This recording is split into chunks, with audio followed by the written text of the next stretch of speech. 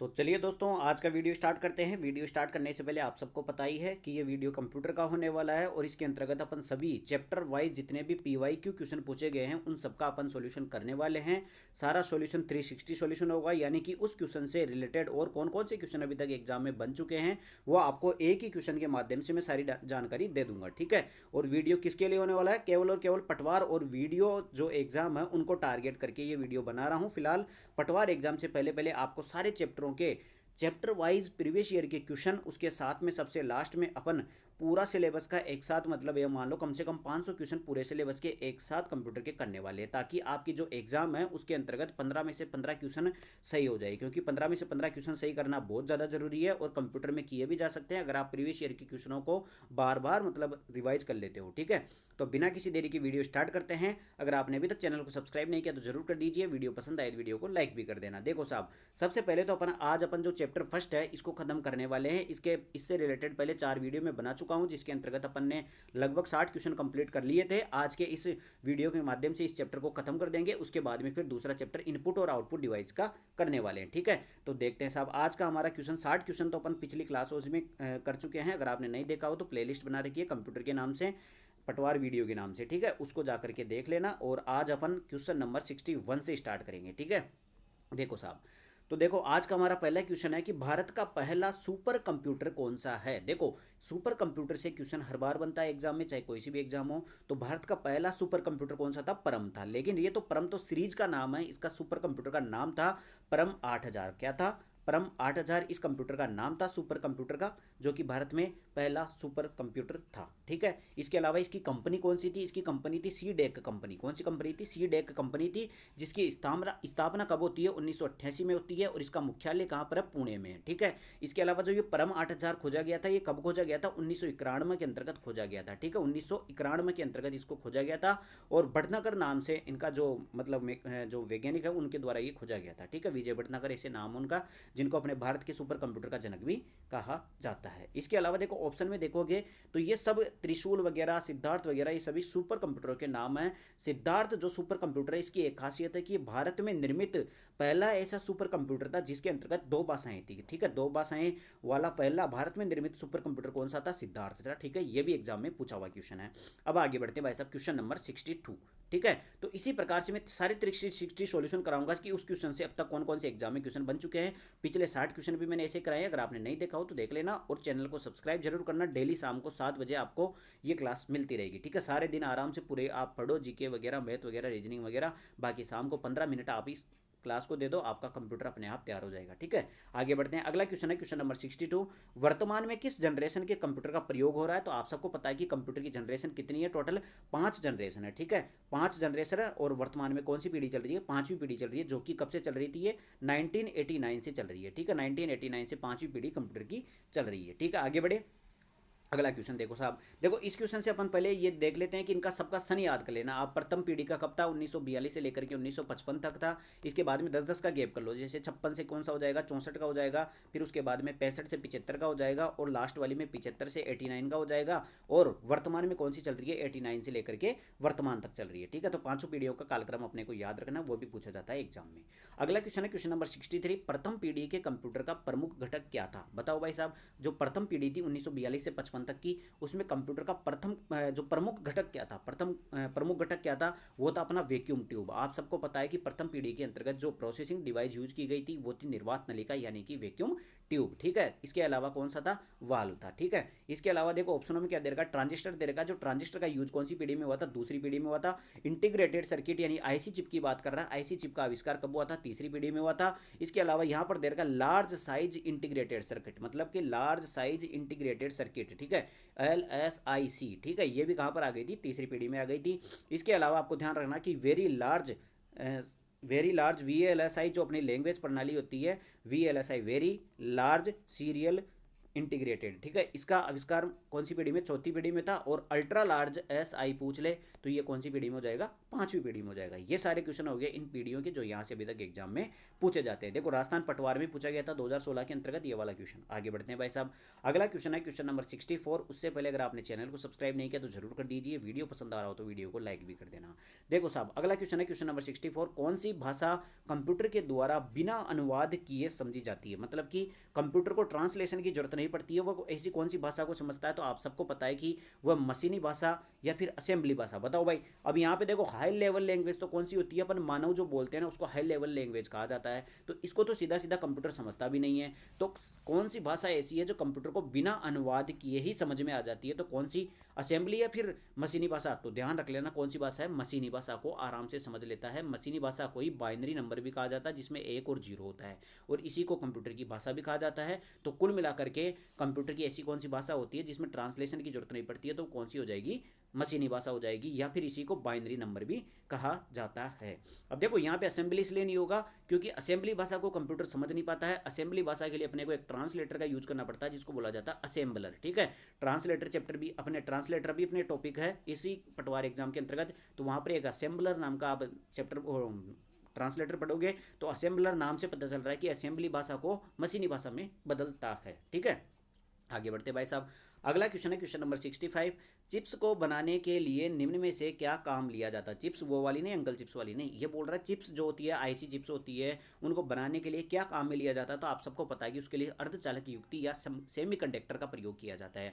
कौन कौन सी सेमीकंडक्टर सबसे ज़्यादा यूज की जाती है? वो सिलिकॉन की जाती है, उसके बाद में फिर जर्मेनियम करी जाती है। ठीक है, तो सेमीकंडक्टर से अपनी सारी चिप्स बनती है और मुख्यतः सिलिकॉन का यूज किया जाता है। आगे बढ़ते हैं भाई साहब, अगला क्वेश्चन है क्वेश्चन नंबर 66, गीगो से क्या तात्पर्य है? आप सबको पता है कि कंप्यूटर गीगो सिद्धांत पर काम करता है। गीगो का मतलब क्या होता है कि गार्बेज इनपुट गार्बेज आउटपुट, मतलब कि आप कंप्यूटर में अगर कचरा डालोगे तो कंप्यूटर क्या करेगा? कचरे को ही बाहर निकालेगा। तो जैसा आप निर्देश दोगे वैसा ही आपको रिजल्ट मिलेगा, लेकिन एकदम सटीक मिलेगा जो भी आप पूछना चाहोगे। ठीक है, आप गोबर के बारे में यूज करो पूछोगे तो गोबर के बारे में बताएगा, आपको सोने के बारे में पूछोगे तो सोने के बारे में बताएगा। ठीक है, तो गार्बेज यूज करोगे तो गार्बेज ही बाहर निकालेगा। ठीक है, तो इसका फुल फॉर्म क्या हो जाएगा? Garbage input garbage output. ठीक है, इस सिद्धांत पर अपना कंप्यूटर काम करता है। आगे बढ़ते भाई साहब, अगला क्वेश्चन है क्वेश्चन नंबर 67। उससे पहले अगर आपने चैनल को सब्सक्राइब नहीं किया तो जरूर कर दीजिए।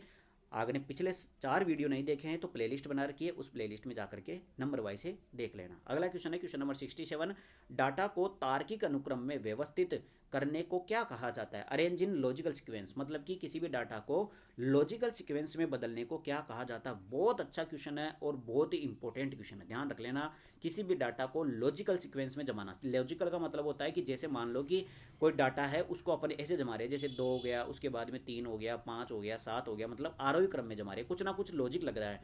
तो डाटा को कभी भी अगर अपन किसी लॉजिकल सीक्वेंस में जमाते हैं तो उसको कहा जाता है सॉर्टिंग करना। क्या कहा जाता है? सॉर्टिंग करना। अंग्रेजी का नाम याद रख लेना क्योंकि कई बार सॉर्टिंग लिख देता सीधा सीधा। भाई सॉर्टिंग क्या है? सॉर्टिंग का मतलब होता है डाटा को लॉजिकल सीक्वेंस में जमाना, सॉर्टिंग कहलाता है। ठीक है, तो ऑप्शन ए हो जाएगा और काफ़ी अच्छा क्वेश्चन भी है। आगे बढ़ते भाई साहब, अगला क्वेश्चन है question number 68, RJ45 UTP cable कितने केबल पेयर से बनती है? तो सबसे पहले तो यहाँ से RJ45 जो कनेक्टर होता है इससे 2 क्वेश्चन पूछे जाते हैं एग्जाम के अंतर्गत। सबसे पहला तो RGB जो कनेक्टर होता है उसको, RGB कनेक्टर को कौन से पोर्ट के द्वारा जोड़ा जाता है? तो उसको ईथरनेट पोर्ट के द्वारा जोड़ा जाता है। ठीक है, ये पोर्ट का नाम है, जैसे USB पोर्ट होता है ना वैसे ईथरनेट एक पोर्ट होता है जिसके माध्यम से RJ45 कनेक्टर को जोड़ा जाता है। इसके अलावा यहाँ पे क्वेश्चन क्या पूछ रहा है कि RJ45 जो यूटीपी केबल होती है उसमें कितने केबल पेयर से बनी होती है, मतलब उसमें कितने केबल पेयर पाए जाते हैं? तो ध्यान रख लेना कितने केबल है? 4 पेयर है। कितने पेयर है? 4 पेयर है। कैसे याद रखोगे? 4 पेयर है। ठीक है, तो 4 पेयर है, 5 से पेयर को बोल देना इसको, और 4 पेयर हो जाएंगे। ठीक है, तो RJ45 जो केबल होती है उसमें कितने केबल पेयर होते हैं? 4 पेयर होते हैं। ठीक, आगे बढ़ते भाई साहब, अगला क्वेश्चन है क्वेश्चन नंबर 69, निम्नलिखित में से कौन सा सीरियल तथा पैरेलल पोर्ट का प्रतिस्थापन माना जाता है? आप सबको पता है कि वर्तमान में एक ही पोर्ट चल रहा है, वह है यूएसबी पोर्ट। चाहे कोई सी भी डिवाइस हो उसमें यूएसबी पोर्ट का यूज किया जा रहा है। तो पहले जो सीरियल पोर्ट चलता था, पैरेलल पोर्ट चलता था, उसको प्रतिस्थापित करके, उसको रिप्लेसमेंट करके आजकल यूएसबी पोर्ट का ट्रेंड चल रहा है। और आप सबको पता है कि सीरियल पोर्ट को कॉम पोर्ट भी कहा जाता है। क्या कहा जाता है? कॉम पोर्ट के नाम से भी जाना जाता है। ये क्वेश्चन भी एग्जाम में पूछा हुआ क्वेश्चन है। आगे बढ़ते हैं भाई साहब, एक और क्वेश्चन देखो यहाँ से पूछा जाता है PS2 पोर्ट का। PS2 पोर्ट से सामान्यतः कीबोर्ड और माउस को जोड़ा जाता है। ये आप मुख्यतः याद रख लेना क्योंकि कीबोर्ड और माउस सबसे ज़्यादा यूज किए जाते हैं। इस कारण से कीबोर्ड और माउस को PS2 पोर्ट से जोड़ा जाता है। ठीक है, ये भी आप याद करके रखना। इसके अलावा जो USB पोर्ट है, इसकी फुल फॉर्म याद रख लेना, यूनिवर्सल सीरियल बस। क्या हो जाएगा? यूनिवर्सल सीरियल बस हो जाएगा। ये भी एग्जाम में पूछा हुआ क्वेश्चन है। आगे बढ़ते हैं भाई साहब। अगला क्वेश्चन है क्वेश्चन नंबर 70। क्या कहता है? यूपीएस का पूर्ण रूप क्या है? बताओ भाई साहब, यूपीएस का पूर्ण रूप क्या है? तो इसका देखो सॉरी क्या लिखा हुआ, देखो ये हो जाएगा uninterrupted power supply, uniform power source, या फिर अनइंटरेबल पावर सप्लाई, या फिर यूनिफॉर्म पावर सप्लाई। तो ध्यान रख लेना, यूपीएस का मतलब होता है कि बिना बाधा के पावर सप्लाई करना, मतलब कि अनइंटरप्टेबल अनइंटरप्टेबल पावर सप्लाई, मतलब बिना किसी बाधा के पावर को सप्लाई करना क्या कहलाता है? यूपीएस कहलाता है। ठीक है, ये भी एग्जाम में पूछा हुआ क्वेश्चन है। आगे बढ़ते हैं भाई साहब। अगला क्वेश्चन है क्वेश्चन नंबर 71। उससे पहले अगर आपने चैनल को सब्सक्राइब नहीं किया तो जरूर कर दीजिए। आपको कंप्यूटर का पूरा पूरा मतलब कभी पढ़ा भी नहीं है ना, तो आपको आराम से मैं इन क्वेश्चनों के माध्यम से याद करवा दूंगा। ठीक है, अगला क्वेश्चन है कि अर्थमेटिक कैलकुलेशन के द्वारा की जाती है, मतलब कि जोड़ बाकी गुणा भाग किसमें किया जाता है? तो आप सबको पता है कि सीपीयू में तीन भाग होते हैं। कौन कौन से? एएलयू होता है, एक दूसरा सीयू होता है, और तीसरा एमयू होता है। ठीक है, एएलयू का मतलब होता है arithmetic logic unit, full form पूछी जाती है एग्जाम में, और नाम से पता चल रहा है कि अर्थमेटिक और लॉजिक मतलब कि गणितीय गणनाएं और तार्किक गणनाओं की ये कैलकुलेशन करता है। ठीक है, तो कुल मिलाकर के अर्थमेटिक कैलकुलेशन कौन सा करेगा? एएलयू करेगा, और ये सीपीयू का भाग होता है। इसके अलावा एक भाग होता है सीयू, जिसको बोला जाता है कंट्रोल यूनिट, नाम से पता चल रहा है कि कंट्रोल करने का काम करता है। और एक होता है मेमोरी यूनिट एमयू, जो कि स्टोरेज का काम करती है। ठीक है, यहाँ से बहुत सारे क्वेश्चन बनते हैं अपने सीपीयू के भाग से। आगे बढ़ते हैं भाई साहब। अगला क्वेश्चन है क्वेश्चन नंबर 72। सेलेरॉन, पेंटियम और कोर क्रम प्रारूप है। देखो कई बार एग्जाम में पूछा जाता है। कई बार क्या होता है कि जैसे कोई भी नाम लिख देता है, आपको बोल देगा जैसे कि PS2 क्या है, तो आपको बताना होगा कि एक पोर्ट है। उसी प्रकार पेंटियम, कोर और सेलेरॉन क्या है? पेंटियम से हमेशा याद रख लेना, पेंटियम से क्या है? ये प्रोसेसर है, कंप्यूटर का एक प्रोसेसर है। तो सेलेरॉन, पेंटियम और कोर क्या होते हैं? कंप्यूटर के प्रोसेसर के प्रकार होते हैं, यानी कि माइक्रो प्रोसेसर के प्रकार होते हैं, या फिर आप सिंपल भाषा में समझो तो सीपीयू के प्रकार होते हैं। ये पेंटियम नाम का क्रम ना हो, पेंटियम कोर हो गया, सेलेरॉन हो गया, ये सभी क्या होते हैं? माइक्रो प्रोसेसर के क्रम होते हैं। ठीक है, आगे बढ़े। अगला क्वेश्चन देखो साहब। अगला क्वेश्चन है क्वेश्चन नंबर 73। आप सबका पसंदीदा सीपीयू को कंप्यूटर का दिमाग भी कहा जाता है। इसके तीन भाग है, आपको अभी बताया था मैंने जस्ट। और सीपीयू का पूरा नाम होता है सेंट्रल प्रोसेसिंग यूनिट। आप RCRT करते थे तो सबसे ज़्यादा एग्जाम में यही क्वेश्चन पूछा जाता था। आगे बढ़ते हैं भाई साहब। अगला क्वेश्चन है क्वेश्चन नंबर 74। इनमें से सीपीयू के मुख्य दो घटक कौन से हैं? आपको मैंने तीनों घटक बता चुका हूँ। एक तो एएलयू होता है, एक सीयू होता है, एक एमयू होता है। तीनों के काम याद कर लेना, बहुत बार एग्जाम में पूछा जाता है। तो यहाँ पे से देख लो, देखो कंट्रोल यूनिट और रजिस्टर इसका घटक नहीं होता है। रजिस्टर और मुख्य पद्धति ये नहीं होता है। कंट्रोल यूनिट और एएलयू ये हो गया सीधा सा बात। कौन सा हो गया? कंट्रोल यूनिट सीयू और एएलयू कंप्यूटर के घटक होते हैं। अब देखो यहाँ पे एक देर का एएलयू और बस क्या होता है? तारों का समूह होता है। कंप्यूटर में जितने भी उपकरणों को अपन जोड़ते हैं वो तारों के माध्यम से जोड़ते हैं, और तारों का समूह क्या कहलाता है? बस कहलाता है। ठीक है, अपनी वाली बस नहीं होती, स्कूल बस वाली या फिर रोडवेज बस वाली, ये तारों का समूह होता है बस, जो कंप्यूटर की भाषा में बोला जाता है। ठीक है, अब यहाँ से देखो मैंने पूरे के पूरे 74 क्वेश्चन है, जो कि RSSB बोर्ड और अपना जो RPSC बोर्ड है उसके द्वारा अभी तक इस चैप्टर से जितने भी क्वेश्चन पूछे गए हैं वो सारे मैंने प्रीवियस ईयर के करवा दिए हैं।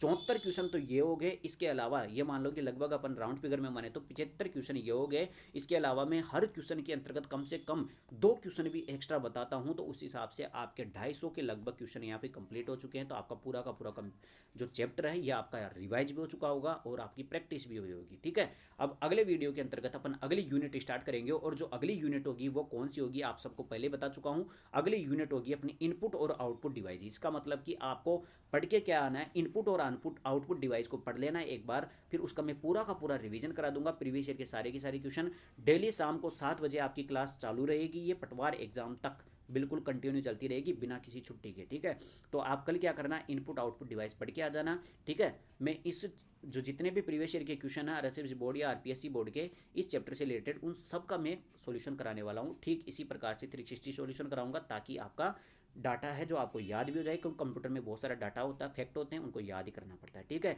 तो अगर वीडियो पसंद आए तो वीडियो को लाइक कर देना, चैनल को सब्सक्राइब कर देना, और बेल आइकन को जरूर दबाना, ताकि नया वीडियो आए तुरंत आपके पास नोटिफिकेशन पहुंच जाएगा। और वैसे आप सबको पता है कि शाम को 7 बजे शाम को इसलिए डालता हूँ क्योंकि आप सारे दिन पढ़ाई करते हो, फिर शाम को आराम से फ्री हो जाते हो, तो 15 मिनट इस क्लास को देख लिया करो, आपको सब कुछ कंटेस्ट याद हो जाएगा। ठीक है, तो शाम को 7 बजे डेली क्लास रहेगी। चैनल को सब्सक्राइब जरूर करें, वीडियो को लाइक मतलब पसंद आया तो लाइक जरूर कर देना। ठीक है, मिलते हैं अगले वीडियो के अंतर्गत। धन्यवाद।